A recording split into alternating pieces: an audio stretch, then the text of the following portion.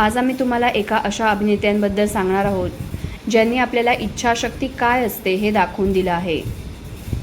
आज वयाच्या 75व्या वर्षीही हे ज्येष्ठ अभिनेते मुख्य भूमिकेत काम करत आहेत। या अभिनेत्यांना काही काळापूर्वी पॅरालिसिस झाला होता। अडखळत बोलणं, कमालीचा थकवा या सगळ्यावर मात करत या अभिनेत्यांनी स्वामी समर्थांची भूमिका साकारली आहे। हे अभिनेते आहेत मोहन जोशी। मोहन जोशी हे वयाच्या 75मध्ये आहेत। त्यांना पॅरालिसिस झाला होता।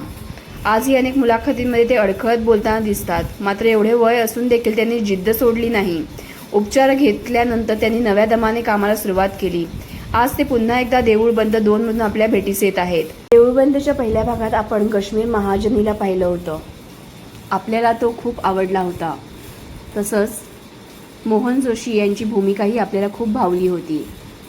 त्यानंतर आता दुसऱ्या भागात मोहन जोशी तर आहेत, मात्र कश्मीर महाजनी आपल्याला दिसणार नाही। तर मग तुम्ही कश्मीर महाजनीला मिस करणार का, हे कमेंटमध्ये सांगा। सोबतच तुम्हाला पहिला देऊळ बंद हा सिनेमा आवडला होता का, हे कमेंटमध्ये सांगायला विसरू नका। आणि SB मराठी एंटरटेनमेंट चॅनलला लाईक, शेअर आणि सबस्क्राईब करा।